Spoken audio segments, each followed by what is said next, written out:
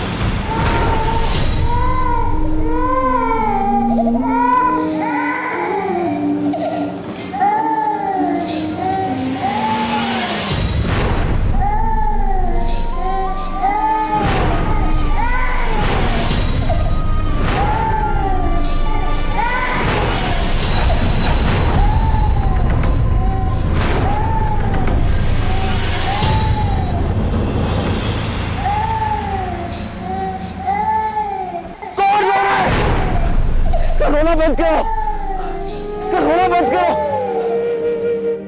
चुप करो, मैं कहता हूं चुप करो।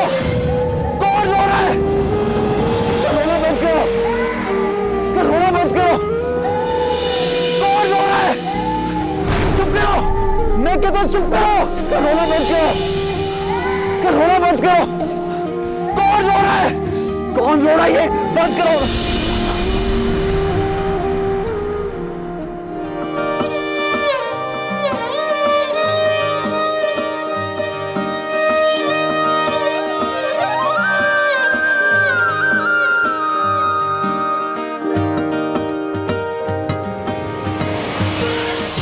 क्या हुआ तुम्हें? किसके रोने की आवाज है? भैया कोई रो रहा था, बहुत बहुत ऊंचा ऊंचा रो रहा था। मैंने खुद सुना, बहुत ज्यादा रो रहा था कोई। उसको चुप करा दो प्लीज। तुमने कोई ख्वाब देखा होगा। नहीं नहीं, तुम जानती हो मैं ख्वाब देखना भी भूल चुका हूं। ऐसा क्या हो गया जो तुम इस तरह चीखते हुए बाहर चले आए?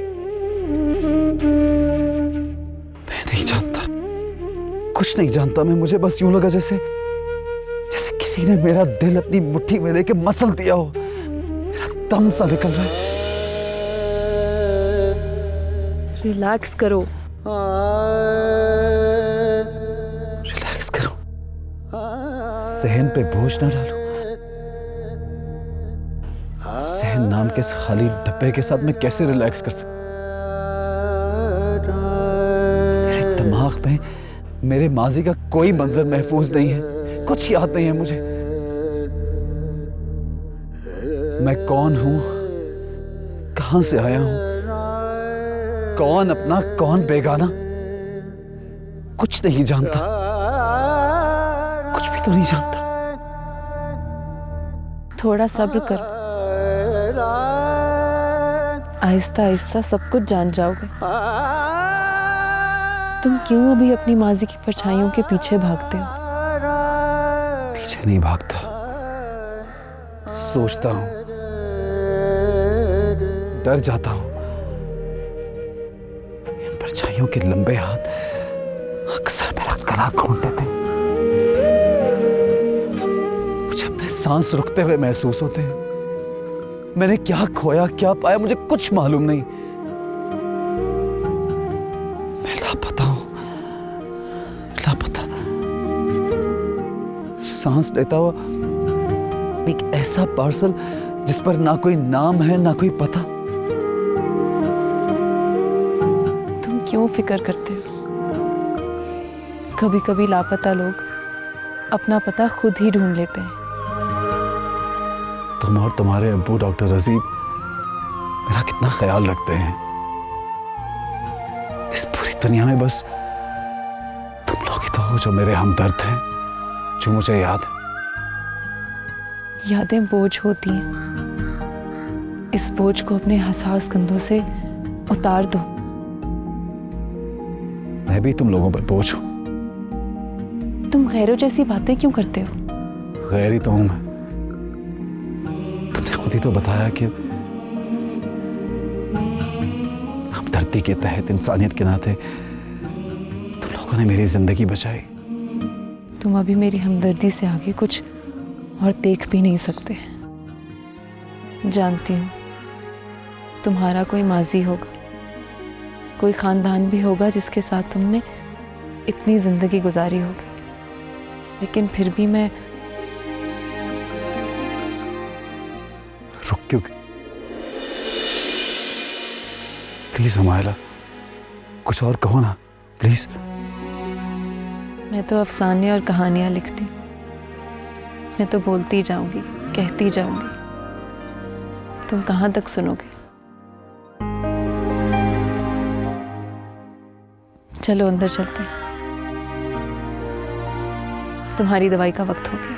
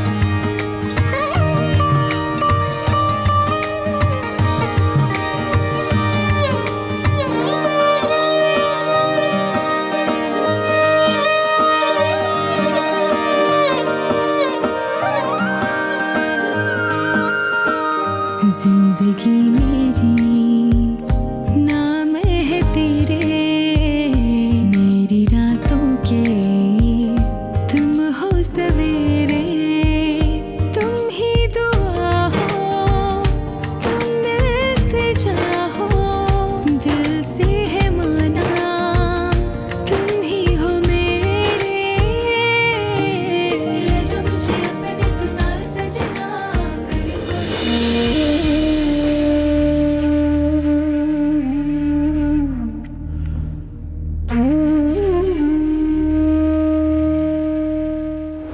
मैं नहीं जानता कि ये खातून आपकी बहू है या नहीं।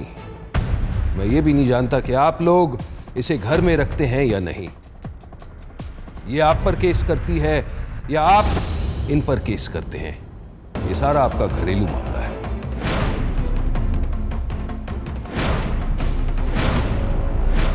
लेकिन आप लोगों का रिएक्शन देखने के बाद मुझे नहीं लगता कि आप इन्हें कबूल करेंगे। चलो बहन, मैं तुम्हें दारुल अमान छोड़ देता हूं। वहां तुम दोनों का ख्याल रखा जाएगा। आप हमारे घर की इज्जत को कहां लेकर जा रहे हैं एसपी साहब? खुशी बेटा, आप यहां से कहीं नहीं जाएंगे।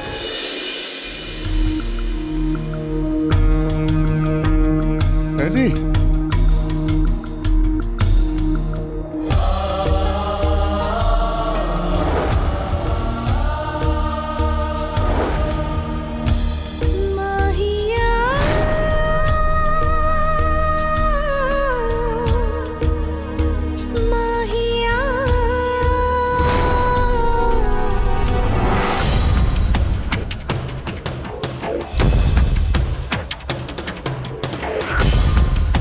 एनी,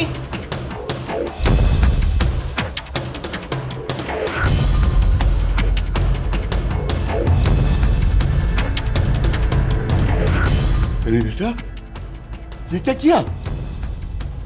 शादी के जोड़े को आग लगा दी। जी हाँ, अपने अरमानों को आग लगा दी है मैंने। उन ख्वाबों को आग लगा दी है मैंने जिन्हें मुझे देखने का कोई हक ही नहीं था।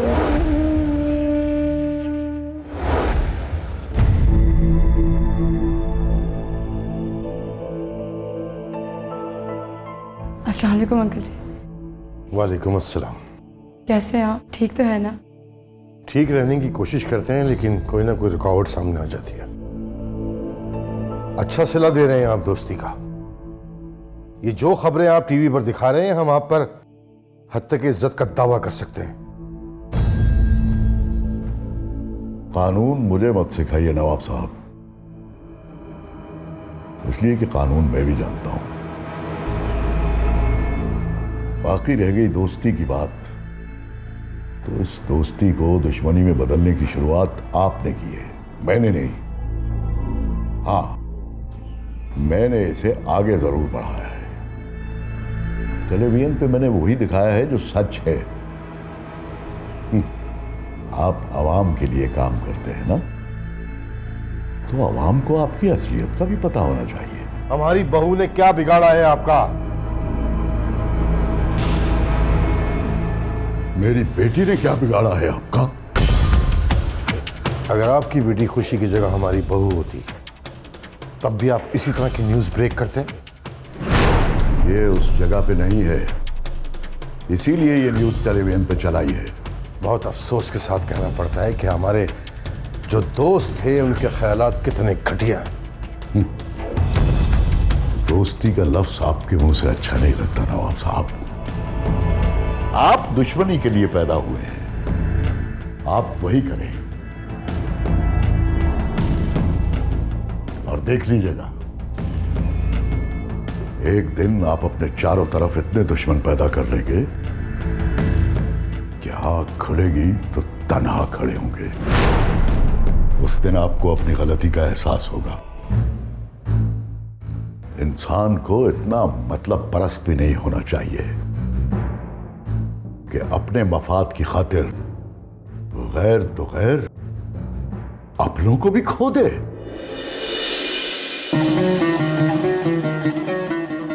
हम यहां आपसे मशवरा लेने के लिए नहीं आए, सिर्फ इतना बताने के लिए आए हैं कि जो कुछ आप कर रहे हैं वो हमारे लिए तो है गलत, लेकिन आपके लिए भी ठीक नहीं होगा। फिर शिकायत ना कीजिएगा कि हमने आपको इन्फॉर्म नहीं किया।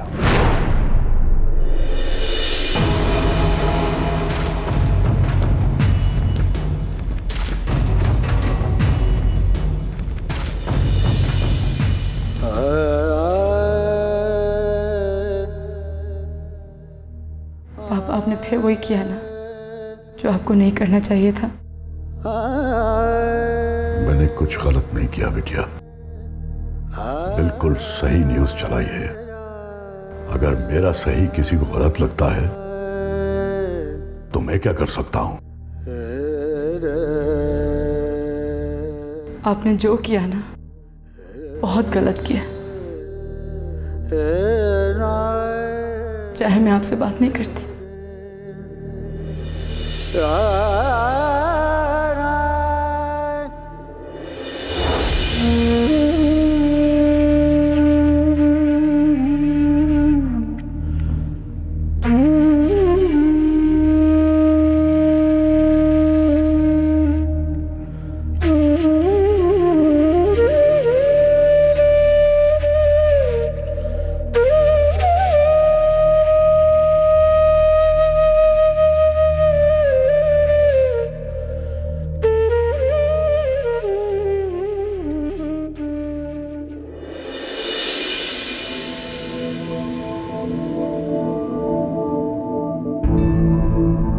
जी असलम शेख साहब, फरमाइए क्या खिदमत कर सकता हूँ मैं आपकी? हैरान हूं कि जिस घर की मालकिन ने मोहब्बत के आधे रास्ते में आपका हाथ छोड़कर किसी और का घर आबाद कर लिया है,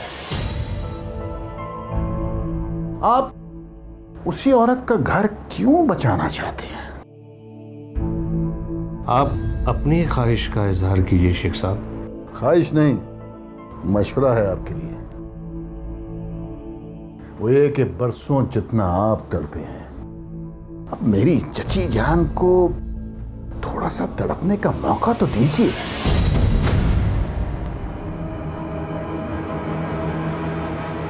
आज पता चला कि दुनिया में रिश्तेदार तो होते हैं, मगर रिश्ते नहीं होते। अरे खाक डालिए रिश्तों पर। नवाब वहीदुल्ला आपके रकीब हैं। उनकी बहू का केस लड़ने का इकरार करके उस घर की आबरू को बचाने का जो फैसला आपने किया है वो आपकी फेवर में नहीं जाता। मेरा नाम अल्ताफ हुसैन है सर। मैं बाद में देखता हूँ। Right sir. मुझे कब, क्या और कैसे करना है, इसलिए मुझे आप जैसे नमक हराम भतीजे के मशवरे की जरूरत नहीं है।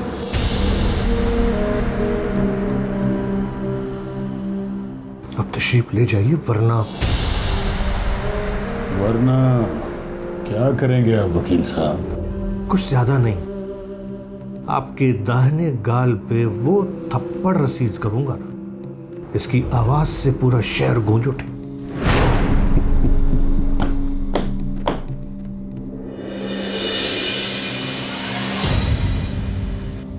You may leave now. Get out. आपका ये फैसला आपके लिए पछतावा बन जाएगा। Get lost. I say get lost.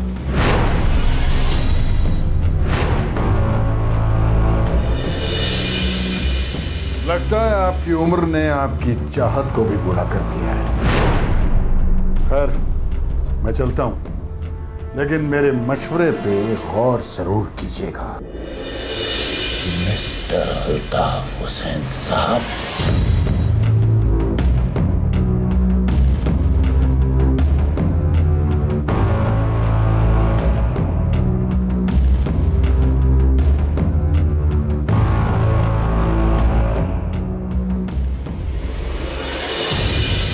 Thank you. अब्बू, मैं भी चलूं आपके साथ? नहीं बेटा, आप कुछ दिन आराम करें। कैसर आपका काम ऑलरेडी देख रहा है, और फिर अमन के साथ भी आपने काफ़ी दिनों से वक्त नहीं गुजारा, उसके साथ थोड़ा वक्त गुजारें। कहाँ है वो? अरमान के पास है। अल्लाह हाफिज़। अल्लाह हाफिज़। अल्लाह हाफिज़।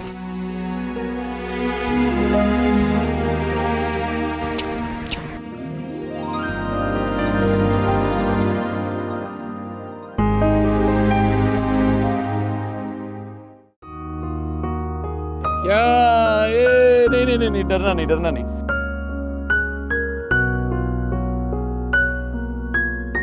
चलो थोड़ा सा, चलो।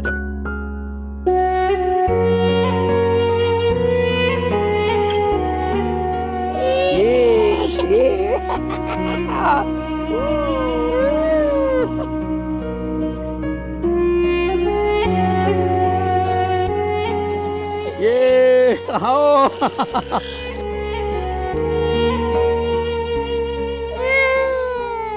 अरे आपने अपने आने का बताया ही नहीं। आप इतने इन्वॉल्व हैं अपने भांजे के साथ, इसीलिए मैंने डिस्टर्ब करना मुनासिब नहीं समझा। अगर ये मेरा भांजा है तो आपका भी तो कुछ लगता है।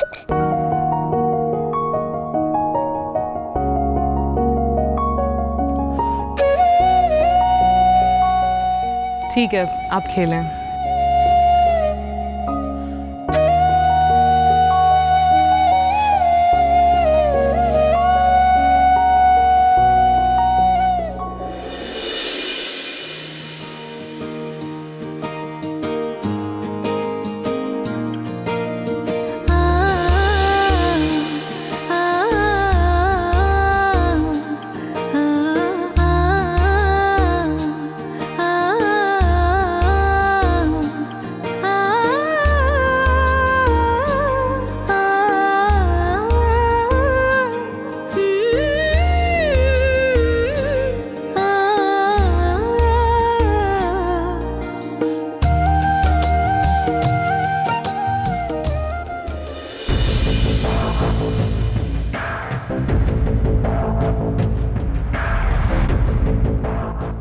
उस वकील की इतनी हिम्मत कि मुझे अपने ऑफिस में सबके सामने जलील करे, उसको मैं उसकी औकात याद दिलाऊंगा।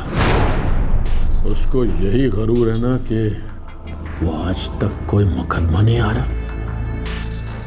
अब मैं उसको बताऊंगा कि शिकस्त क्या होती है।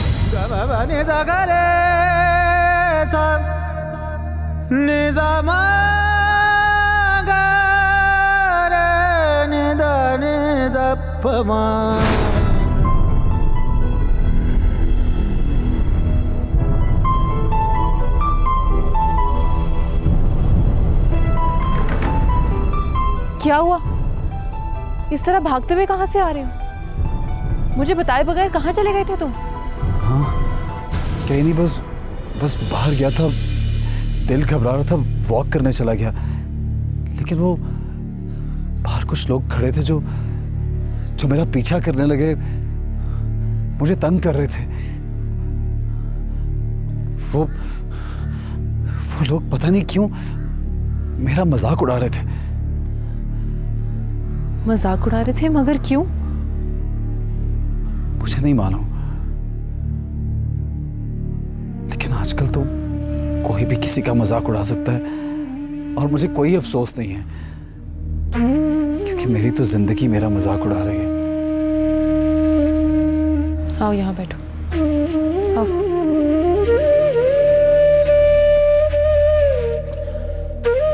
देखो, आइंदा तुम मेरे बगैर इस घर से बाहर नहीं जाओगे, वरना मैं अब्बू से शिकायत लगा दूंगी। प्लीज डॉक्टर साहब को कुछ ना बताना, मैं अकेला नहीं जाऊंगा। पक्का बात?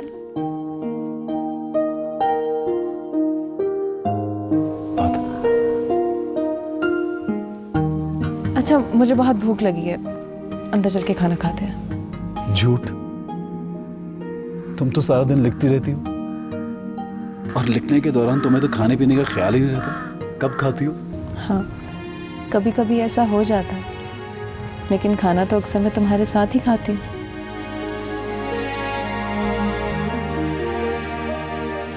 तुम बहुत अच्छी हो, बहुत अच्छी।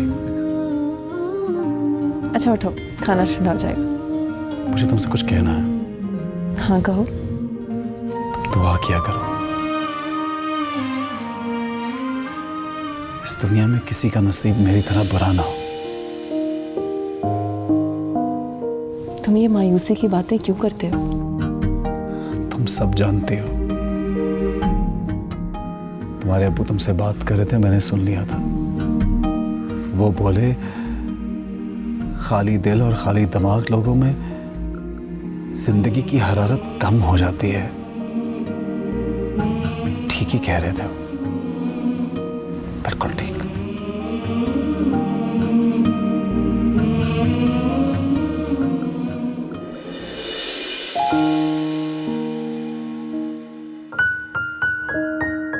एनी, कैसी हो?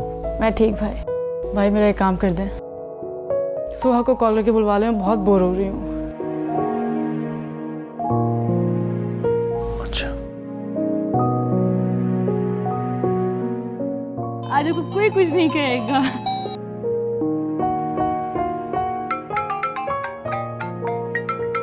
सोहा, तुम्हारा फोन बज रहा है। देख ले भाभी।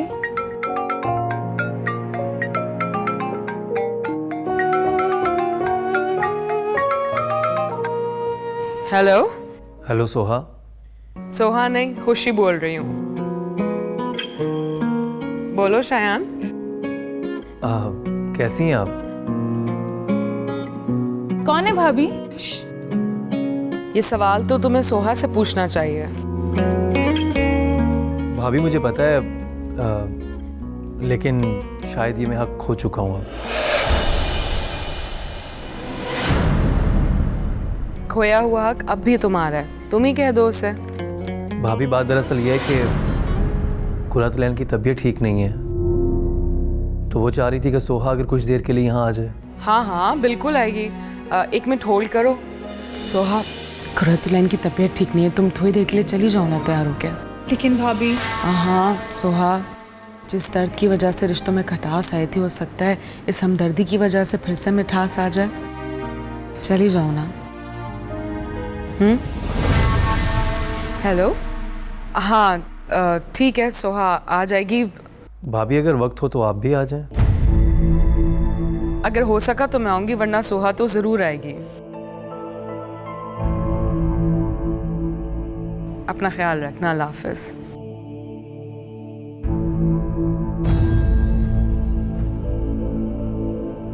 आ रही हूँ।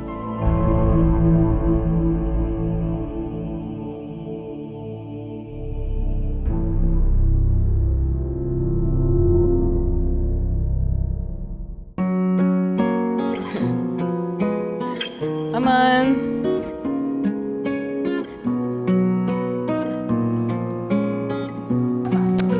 आहा, नहीं नहीं, मुंह में नहीं लेते।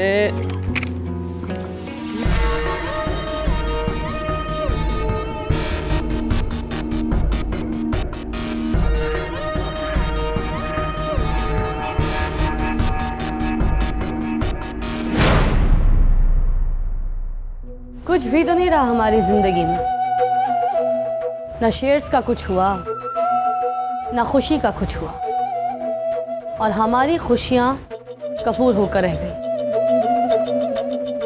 5% मिल गए हैं, अब 40% हो गए। अगर 10% और मिल जाएं तो पूरे 50% हो जाएंगे। हमारे लिए शेयर जरूरी नहीं है, हमारे लिए जरूरी है खुशी की जिंदगी में सैलाब, और उसकी बर्बादी आ ही गई थी, मगर वो बीच में आ गया। कौन? अल्ताफ हुसैन। हो सकता है कि वो ना लड़े। ये कैसे हो सकता है? वो लड़ रहा है। ये तुम मुझ पर छोड़ दो।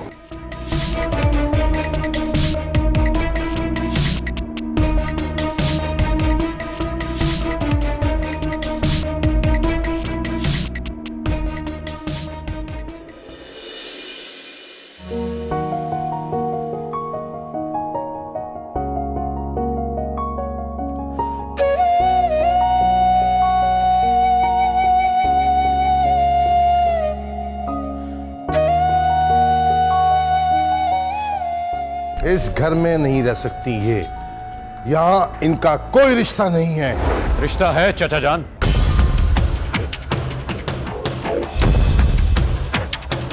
ये आप क्या कह रहे हैं अरमान बेटा? मैं सच कह रहा हूं चाचा जान। ये लड़की खुशी है, यही मेरे दोस्त और आपके बेटे चांद की बीवी है।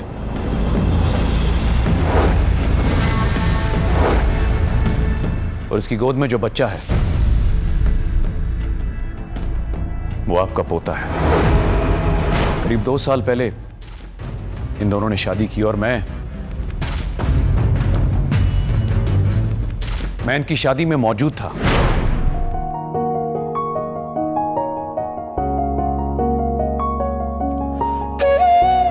शुक्रिया किस बात का? मैंने वही किया जो मुझे करना चाहिए। हालांकि मुझे मालूम है कि तुम इस घर की बहू नहीं। अगर आप ये जानते हैं तो आपने मेरा साथ क्यों दिया? मैं नहीं जानता कि तुम कौन हो, क्या हो, कहां से आई हो। कुछ भी तो नहीं पता मुझे तुम्हारे बारे में। मैं तो उल्टा तुम्हारा शुक्रगुजार हूं कि तुम्हारी वजह से मेरी बहन के बेटे को सही और मुनासिब जगह मिल गई है।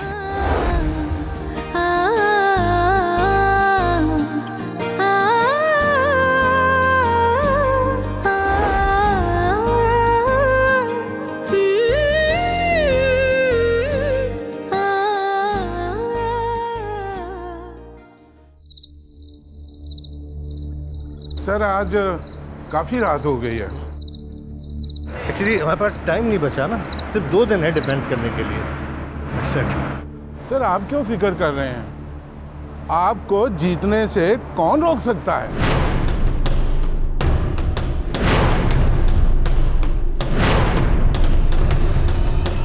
कोई भी नहीं, सिर्फ मौत बस।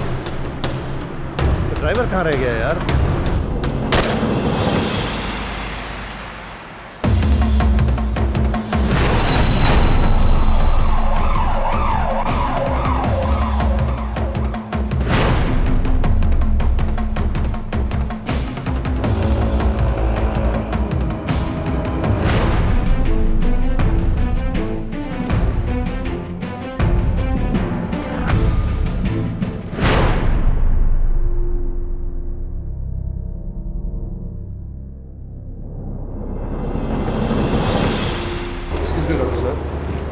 इमरजेंसी में अल्ताफ हुसैन साहब एडमिट हुए, उनकी हालत कैसी है?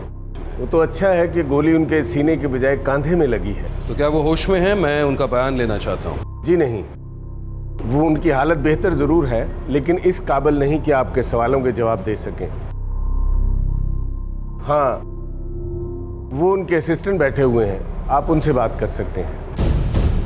बहुत शुक्रिया।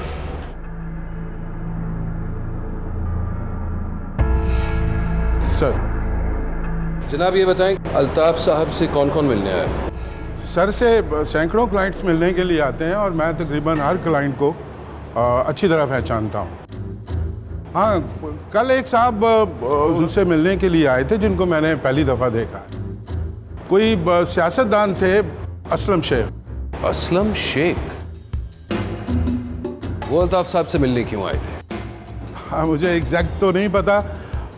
मैं उनके कैबिन में किसी केस की फाइल देने के लिए गया तो वहाँ बड़ी ज़बरदस्त बहस चल रही थी कि अगर आप इस केस को ना ही लड़ें तो बेहतर है।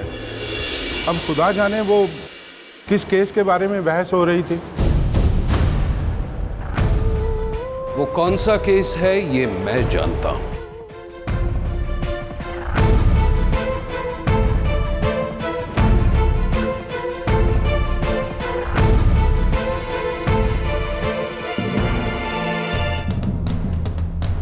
रियाज, तुम यहीं रहना।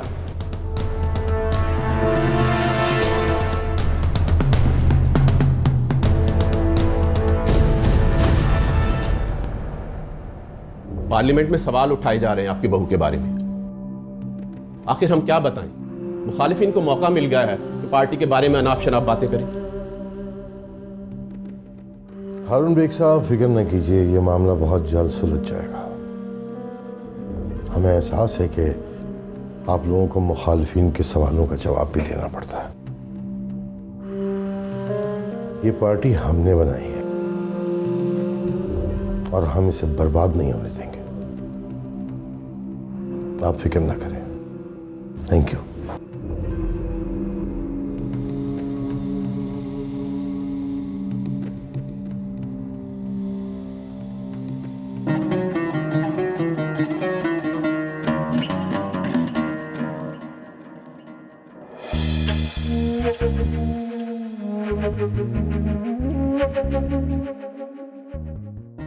चर्जान, आपको पता चला कि अल्ताफ साहब को गोली लगी है।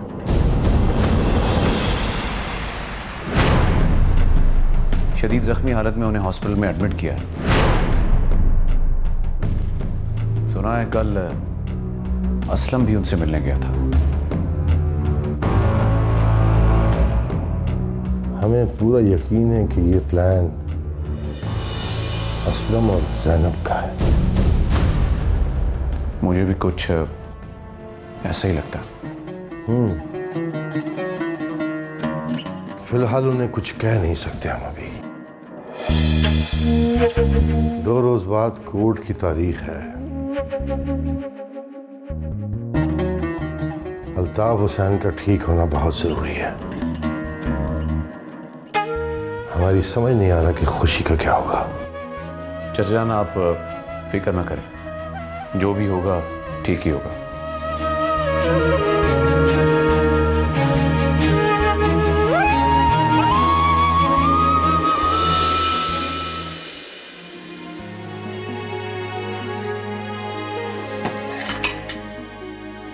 खुशी, अमन को नहीं लाए? सो रहा है।